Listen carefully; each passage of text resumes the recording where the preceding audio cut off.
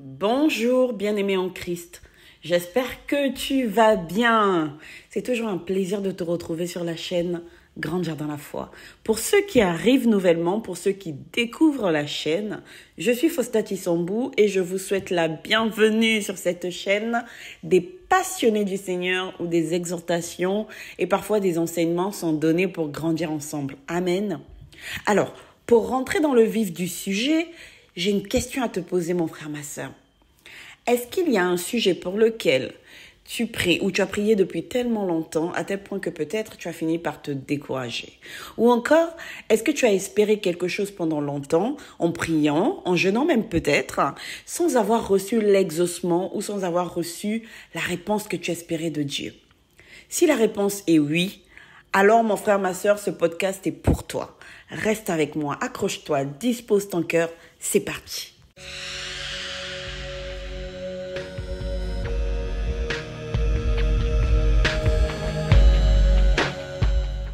Il est difficile, n'est-ce pas, d'avoir la foi pour un sujet, de se dire que Dieu a prévu des projets de paix et de bonheur pour nous, Jérémie 29, 11. De nous appuyer sur la parole de Dieu qui nous dit « Demandez, l'on vous donnera » Matthieu 7, 7. Tout ce que vous demanderez dans la prière, croyez que vous l'avez obtenu et vous le verrez s'accomplir. Marc 11, 24. L'or et l'argent appartiennent au Seigneur. Agé 2, 8. Ou encore, il n'y aura dans ton pays ni femme qui avorte, ni femme stérile. Exode 23, 26, etc., etc. Et pourtant, continuez à vivre tout l'inverse. Si tu es actuellement dans ce cas de figure pour un sujet ou plusieurs sujets, mon frère, ma sœur, je viens te poser la question que je me suis posée à moi-même aussi. À travers ce podcast, je viens te poser une question. Et si tu faisais une transaction avec le Seigneur? Je vais essayer de le dire autrement. Et si tu te désintéressais de toi pour t'intéresser au fardeau de Dieu? Mon pasteur dit souvent, si tu ne te soucies pas du fardeau de Dieu, Dieu aussi ne se souciera pas de ton fardeau. C'est un peu durement dit, je sais. Mais grandir, c'est aussi apprendre à entendre la vérité, à entendre ce qui nous a fermés. Amen. Comme tout le monde, moi aussi j'ai cherché des diplômes, un travail, je devrais même dire un job, parce que le travail, c'est ce qui glorifie le Seigneur. Donc j'ai cherché un job, le mariage, les enfants, etc., etc. Certains ont eu tout cela, d'autres ont eu une partie. Et nous faisons de tout cela une quête. C'est bien, mais ce n'est pas le but premier de notre vie. J'ai fini par comprendre qu'en fait, même si Dieu nous donne tout cela, il s'en désintéresse si ce n'est pas pour sa gloire. Le jour de ma mort, Dieu ne va pas m'applaudir parce que j'avais un appartement ou une maison, une voiture, un mari, etc. Il me dira selon Éphésiens 2:10, as-tu pratiqué les bonnes œuvres que j'avais prévues pour ta vie? As-tu crié? As-tu cherché ma face pour me demander mon fardeau? As-tu pensé aux âmes qui dépendaient de ton appel? Car oui, mon frère, ma sœur, le Seigneur aussi a un fardeau. Le Seigneur aussi pleure parce qu'il ne trouve personne pour s'occuper de ses affaires. Il cherche des soldats. Il cherche une armée qui se lève pour la gloire de son nom. Amen. C'est ce que nous lisons dans Ézéchiel 22, verset 30 par exemple. Je cherche parmi eux un homme qui élève un mur, qui se tienne à la brèche devant moi en faveur du pays, afin que je ne le détruise pas, mais je n'en trouve point. Amen. Le Seigneur dit encore dans Ésaïe 42, verset 22, « Et c'est un peuple pillé et dépouillé. On les a tous enchaînés dans des cavernes, plongés dans des cachots. Ils ont été mis au pillage et personne qui les délivre. Dépouillés et personne qui dise « restitue ». Amen. Oui, Dieu a un fardeau et son fardeau, ce sont les âmes de ceux et celles qui ne le connaissent peut-être pas encore, de ceux et celles qui sont moins affermis que toi et moi, il y en a toujours, ou encore de ceux et celles qui sont découragés, qui ont besoin de délivrance, de consolation, de guérison, etc. Et des fois, de ceux et celles qui ont besoin de miséricorde. Alors Dieu a besoin qu'un homme se tienne à la brèche pour crier à Dieu miséricorde, pour dire ne détruis pas le pays, pour dire Seigneur, je viens plaider plaider au nom de l'alliance, au nom des mérites et de l'alliance excellente du sang de Jésus-Christ. Je viens plaider au Dieu. Ah, je convoque le tribunal. Ah, juste juge. Je viens plaider et je crie restitue. Parce que tu m'as établi juge. 1 Jean 4, 17 dit que tel tu es, tel je suis. Tel tu es, tel nous sommes. Alors je me tiens debout. Je viens plaider pour dire restitue. Le Seigneur te cherche, mon frère, ma sœur. Amen. Honnêtement, je sais que ce n'est pas toujours facile quand on grandit avec le Seigneur, même quand on se sent un tout petit peu affermi. Ce n'est pas toujours facile de se détacher pour prendre le fardeau de quelqu'un d'autre. Ce n'est pas toujours facile d'ailleurs de vouloir exhorter ou affermir un frère ou une sœur quand on se dit « mais moi-même j'ai encore besoin d'attention, j'ai encore besoin qu'on me console, qu'on m'exhorte, j'ai encore besoin qu'on m'affermisse ». Alors, mon frère, ma sœur, si tu te dis cela, si tu te poses ces questions, prends avec moi Jean 21 au verset 16. Dans ce passage, Jésus s'adresse à Simon en disant « Simon, fils de Jean, m'aimes-tu vraiment ?» Il lui répond, donc c'est Simon qui répond à Jésus « Oui Seigneur, toi tu le sais, je t'aime. » Jésus lui dit « Sois le pasteur de mes brebis. » Amen.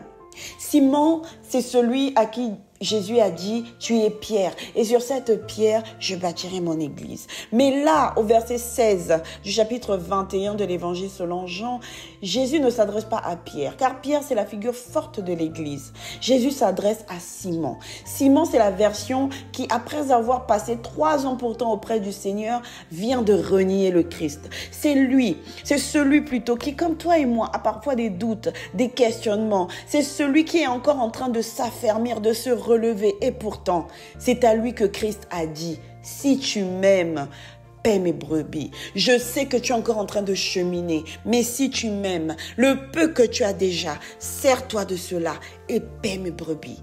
Paître les brebis, c'est intercéder pour un frère, une sœur, même dans le secret, c'est exhorter, c'est aider quand on peut, c'est consoler, c'est aussi demander au Seigneur de changer notre caractère afin que nous devenions, à travers l'image de Christ en nous, un témoignage vivant. Amen.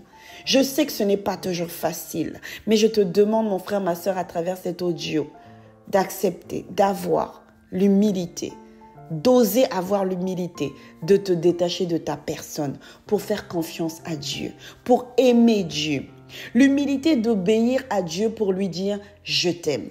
Car Dieu a dit « Simon, si tu m'aimes, paie mes brebis ». Amen. Mon frère, ma sœur, si tu acceptes de faire cette transaction, si tu oses faire ce choix d'amour, alors tu réjouiras le cœur de Dieu et il mettra le témoignage dans ta bouche. Amen, amen. Je le déclare et je le décrète. Car voici ce que nous lisons dans Galates 6, verset 2. Portez les fardeaux les uns des autres et vous accomplirez ainsi la loi de Christ. Amen. Mon frère, ma sœur, ce podcast est extrêmement important car voici comment Dieu voit notre vie. Prenons 1 Pierre 1, 24 par exemple. Nous lisons « Car toute chair est comme l'herbe, et toute sa gloire comme la fleur de l'herbe. L'herbe sèche et la fleur tombe. » Amen. Prenons encore Jacques 4, verset 14.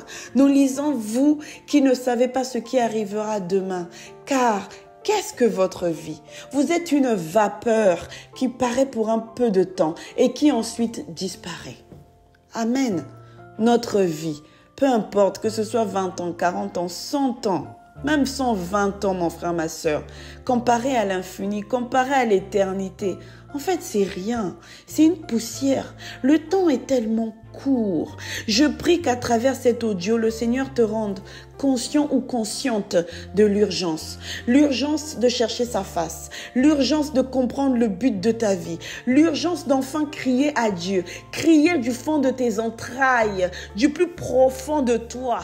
Comme quelqu'un qui crie restitue. Comme quelqu'un qui crie en fait assez, c'est assez. Seigneur, il faut que j'enfonte ma destinée. Seigneur, fais tomber toutes les limitations qui m'empêchent d'avoir une vie de prière zélée. Fais tomber tous les raisonnements, toutes ces obsessions qui me limitent à un mariage, à des enfants. Tout ça, c'est bien. Mais Seigneur, mets en moi ton fardeau. Quel est ton fardeau? Je veux que tu me fasses rentrer dans ma destinée. Et pour cela, Seigneur, je viens plaider les mérites de l'alliance du sang de Jésus-Christ. Amen. Est-ce que quelqu'un comprend? Est-ce que quelqu'un comprend?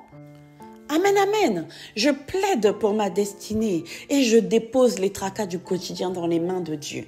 Mais ça ne veut pas dire que je renonce à mon exaucement pour les soucis du quotidien, pour les challenges du quotidien, pour les épreuves du quotidien. Non, je n'y renonce pas. Je m'attends toujours à l'exaucement. Mais toutefois, cette fois-ci, je change de mindset. Je vais y arriver, de mindset. Je m'appuie sur la parole de Dieu. Je continue à prier de temps en temps pour ceci ou pour cela, mais avec de profondes actions de grâce parce que je sais que Dieu s'en occupe lui-même. Il m'a dit, cherche d'abord le royaume de Dieu et tout le reste va t'être donné par-dessus. Amen. Matthieu 6, 33. Donc, je développe une grande confiance pour tout cela. Amen. Et pendant ce temps, je porte le fardeau de quelqu'un d'autre. Je crie à Dieu pour qu'il télécharge en moi son fardeau. C'est ce que maman Anne a fait dans 1 Samuel, la maman de Samuel, du prophète Samuel. Maman Anne a crié, elle a crié pour avoir des enfants et rien ne se passait. À un moment donné, maman Anne a compris qu'il fallait faire une transaction. Dieu cherchait un prophète.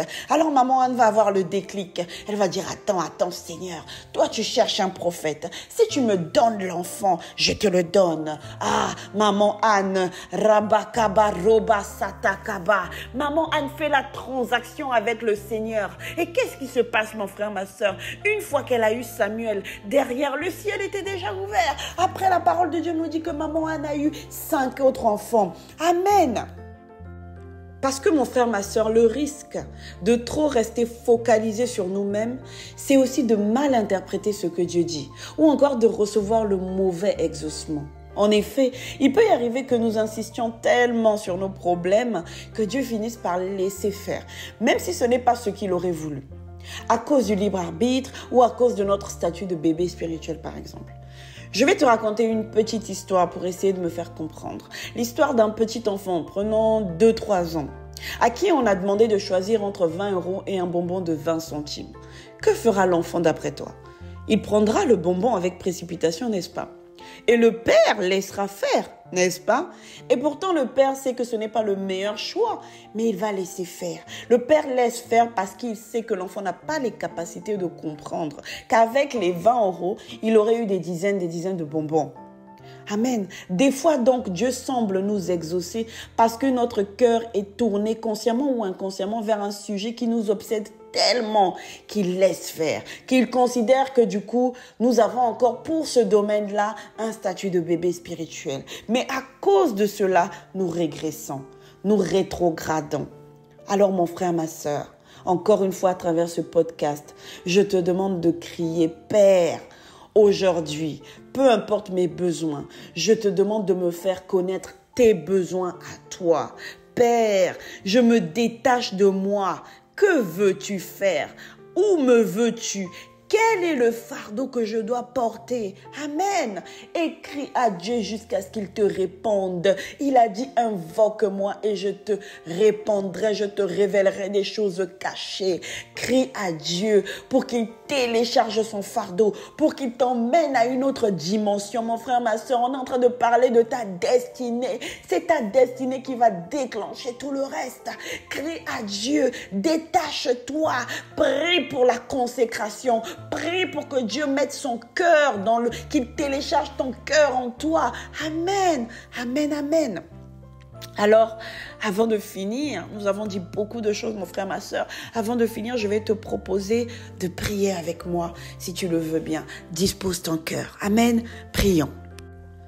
Père, tu nous demandes dans ta parole de chercher d'abord le royaume des cieux, afin que toute chose nous soit donnée par-dessus. Matthieu 6, 33. Tu nous demandes de ne nous inquiéter de rien et de tout te soumettre. Philippiens 4, 6 à 7. Nous voulons reconnaître que nous n'avons pas toujours su chercher d'abord le royaume des cieux. Nous nous sommes inquiétés. Nous n'avons pas toujours eu confiance devant ton silence. Nous nous sommes parfois découragés, ou même pire encore, nous avons parfois accepté notre sort en perdant la foi. Nous nous sommes résignés en analysant trop activement nos situations, en ne nous battant pas alors que tu prévoyais plus grand pour notre vie.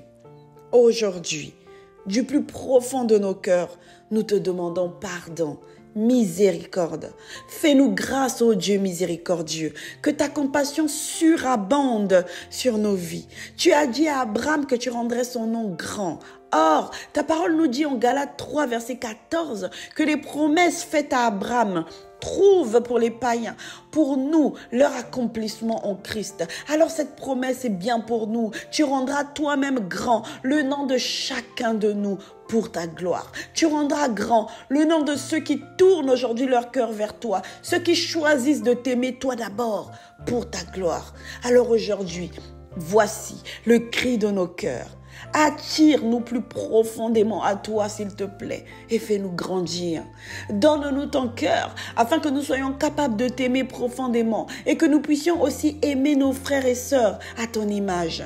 Tu es le Dieu qui rattrape les années perdues, qui rattrape et qui reconfigure les destinées. Ah, GPS de nos vies, Dieu de toutes circonstances, qui peut donner la royauté à un simple berger. Nous voici, télécharge en nous ton fardeau et pendant ce temps, s'il te plaît, glorifie ton nom dans nos vies. Que l'on sache que nous sommes tes serviteurs et tes servantes. Que l'on sache qu'il y a un Dieu dans nos vies. Que l'on sache, Seigneur, que tu marches avec nous. Père, c'est le cri de nos cœurs. Père, c'est le cri de nos cœurs. Père, c'est le cri de nos cœurs. Tu as dit dans ta parole en Matthieu 11, 28, 29, « Venez à moi, vous tous qui êtes fatigués et chargés, et je vous donnerai du repos. Prenez mon joug sur vous et recevez mes instructions, car je suis doux et humble de cœur, et vous trouverez du repos pour vos âmes. » Amen. Voici donc notre requête au Seigneur, que ces versets, que cette parole se manifeste puissamment dans nos vies. Nous venons à toi fatigués et chargés pour trouver du repos. Donne-nous ton joug, s'il te plaît. Permets que nous recevions tes instructions afin de trouver du repos. Amen. Nous te rendons grâce, Seigneur, de ce que nous savons que tu nous as exaucé, car tu ne rejettes aucune âme qui vient à toi. Merci Seigneur de ce que chacune des personnes connectées au son de ma voix et qui tournera son cœur vers toi témoignera de ces choses. Amen, amen, amen. Dis avec moi un bon amen, mon frère, ma sœur. Amen. Et voilà, c'est quasiment la fin de notre podcast. Mais avant de terminer, mon frère, ma sœur, je voudrais donner à quelqu'un l'opportunité de donner sa vie à Jésus si ce n'est pas encore fait. Amen. Alors, bien aimé, si c'est ton cas et que tu le souhaites, je t'invite à faire cette prière avec moi. Seigneur Jésus, je me repens de mes péchés et je veux recevoir cette vie que tu as prévue pour moi. Viens dans mon cœur. Je fais de toi mon Seigneur et Sauveur. Merci d'avoir donné ta vie pour me transférer ta gloire. Merci Seigneur pour le baptême du Saint-Esprit en moi. Merci Seigneur parce que tu m'apprends à faire une transaction avec toi pour la gloire de ton nom. J'ai ainsi prié dans le nom tout puissant de Jésus-Christ. Amen. Je t'invite ensuite, bien-aimé, à aller dans une bonne église pour recevoir le baptême, pour être enseigné et pour que notre Seigneur Jésus-Christ te conduise à travers son Esprit Saint. Amen. Et si tu veux savoir quelle est l'église qui me fait grandir, mets-le-moi en commentaire et je te répondrai. Amen, amen. Et voilà, bien-aimé en Christ, c'est la fin de ce podcast. Puisse le Seigneur télécharger en toi son fardeau. Que tes limites, que tes provisions, que ta vie de prière soit étendue.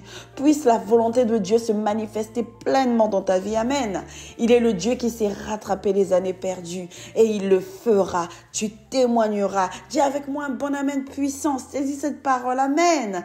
Je te dis à bientôt si Dieu le veut. Ciao, ciao.